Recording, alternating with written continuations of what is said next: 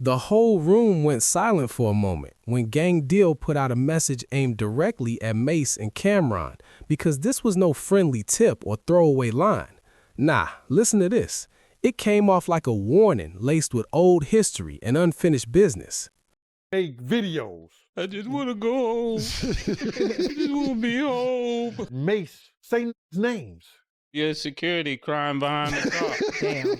People look at me as being bad boy security. Yeah, this blanket. You're like, what? Oh, Gene Deal was crying for the blanket. Gene Deal was this, that, and the. Gene Deal was this, that, and the third. But he there for security. What you think I'm gonna be doing when you doing all that to Gene Deal? I bet you really don't want to know. Just can't tell me nothing. That's why when niggas be talking tough, I said, man, just say it. I done seen all that. Nigga said he want to just go home. Oh, and be in his blanket. You're like, what? But he there for security. I'm never going to be in this position. I just want to go home and I just want to be under my blanket. Oh, we got to get out of here. God, you get me out of here. I'm never fooling with these niggas. Gene isn't the type to speak just for the sound of his own voice. When he does talk, it's usually coming from places and rooms most people never get access to. And that's exactly why what he said carried real weight. Add the timing, and it hit even harder. Tension in Harlem was already simmering beneath the surface. Former allies were trading shots, and then Gene stepped in like someone who's watched this play out before and already knows the ending. The energy behind his message wasn't aggressive, but it was solid. He wasn't choosing sides or pouring gas on the fire. He sounded like someone trying to stop a wreck before the impact. And in street culture, that kind of tone means everything. It signals wisdom and lived experience. It lets people know this isn't just online chatter. This was real-world consequences being subtly put on the table. The streets picked up on that instantly. What started as jokes and reactions quickly turned into serious conversations about what Gene was really saying between the lines. Somebody just want to go home. Yeah. Oh, shit. Yeah. If my security holding me down in Cali, it's somebody, the #1 rapper in the world, get killed. Somebody just telling you, I just need to want to go home. And the second top artist in the world, which is Mace, about to be #1. That's what I'm saying. I wonder his face because I'm like, if y'all let me do that to Big, I don't stand a chance. Mace and Cam aren't just artists who came out of Harlem. They're living icons. Their story cuts through the bad boy era, the Dipset run, the industry peaks, and the personal fractures that followed. So when someone like Gene speaks on them in public, it feels like history tapping on the glass. His message circled respect, loyalty, and the idea that some boundaries don't fade with time. That's pure street code. Old problems don't vanish, they just sit quietly. People immediately started replaying Gene's words, catching the pauses and the way he framed each line. It didn't come off heated, it came off disappointed, and that's heavier. Disappointment from someone seasoned usually means the same errors are happening again. The streets don't brush off a signal like that. They read it like a red light and slow everything down. You gonna say something, be man and motherfucking never to name the name. When I tell a motherfucking story, Rick, I tell it with the name. Everybody trying to go viral. Everybody trying to go viral. Everybody trying to go viral out here. Yeah. Now the content creators who went out there and they start running off by their mouth, trying to make airwaves and trying to make a show. Here go a grown-ass man, Mace and Cameron, made suggestions to bad boy security. These clowns out here was gonna go out there and make videos. When you do stuff like that, you gotta know right now that people look at me as being bad boy security. You gotta be clear. As soon as that drop, you got 5 or 6 out there. Oh, Gene Deal was crying for the blanket. Gene Deal was this, that, and the Gene Deal was this, that, and the third. What made this moment hit different was how it flipped the entire narrative around Harlem's hip-hop tension. Instead of leaning into insults and chest puffing, Gene dragged the focus back to real consequences. He made it clear that public beef never stays public forever. Once the ego takes over and names start getting played with, things leave the screen fast. That's the uncomfortable part people love to ignore. This wasn't about chasing clout. It didn't come off like a performance. It felt like somebody was stepping in because the situation was starting to look reckless, and the streets don't respect recklessness. So when someone with Gene's resume says it's time to slow the pace, folks pay attention. Whether they say it out loud or not, that message definitely rattled the room. Already know, Mace. When you doing all that stuff to Gene Deal, what do Gene Deal supposed to be doing while you doing all that? I bet you really don't want to know. What you think I'm going to be doing when you doing all that to Gene Deal?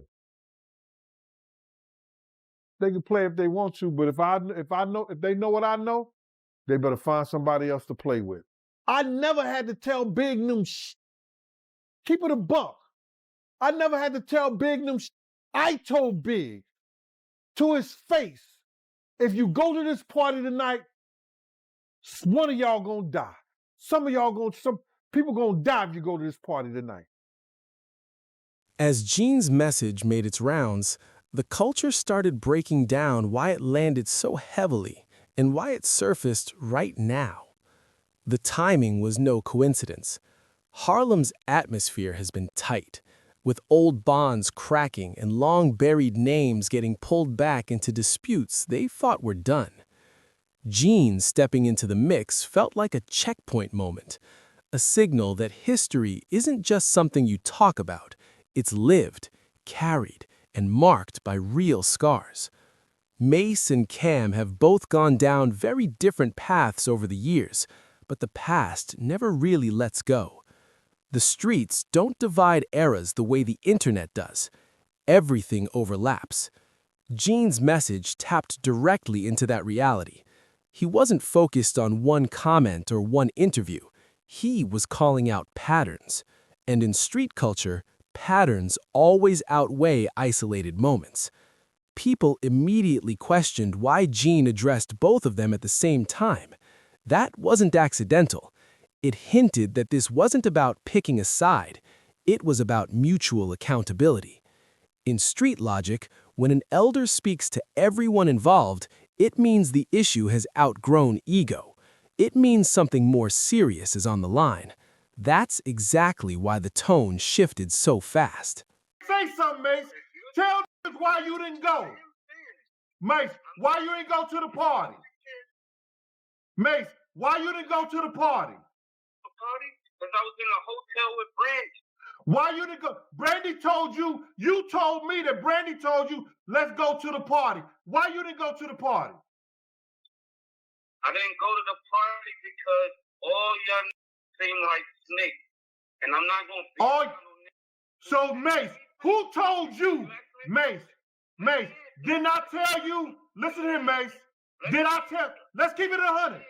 When you was riding around. Let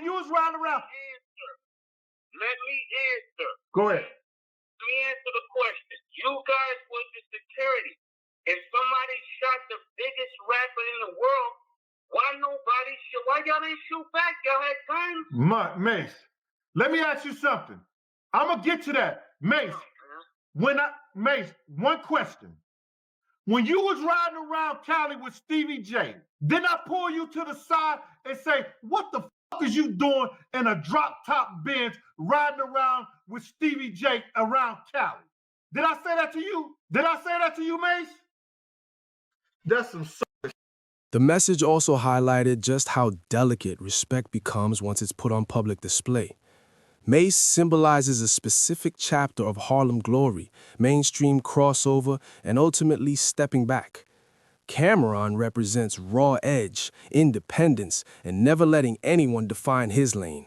Both names carry serious weight. Both come with heavy pride, and when pride collides, logic usually exits the building.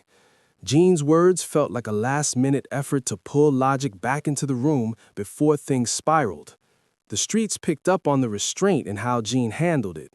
He didn't throw insults, he didn't issue threats, he didn't overdo the message. He stayed calm, and somehow that made everything hit harder. In street spaces, calm delivery often signals the most serious intentions. That's when people know this isn't a game. It also reminded the culture that public chaos doesn't reward everyone the same way. Fans might see drama and entertainment, but those tied to real-world consequences see warning signs. Gene's message connected those two worlds. He spoke from the perspective of someone who understands what happens when beef moves past words. Instead of pouring gasoline on the situation, Gene tried to put the flames out. That decision alone forced people to reassess the entire narrative. Almost instantly, the jokes stopped, the memes slowed down, and accountability entered the chat. That kind of shift is rare in hip-hop beefs, which is exactly why this moment stood out so much. So, with a young lady. And when you heard this information, what was your next actions? My next actions? After what? When you heard Biggie died, did you stay in your hotel room? Did you leave out? Did you want to go back to New York? I actually was trapped in a hotel. Now I want to ask a question. What do you mean trapped? It was about probably like 70 or so bloods in the hallway. I couldn't even leave my room. How'd you get out? One of the guys. Why would it be 70 bloods in your hallway after Biggie Smalls died? Actually, after Big got killed, they was probably looking for more bad boy artists. And I couldn't even leave the room till Gene Dill, the officer had to come get me.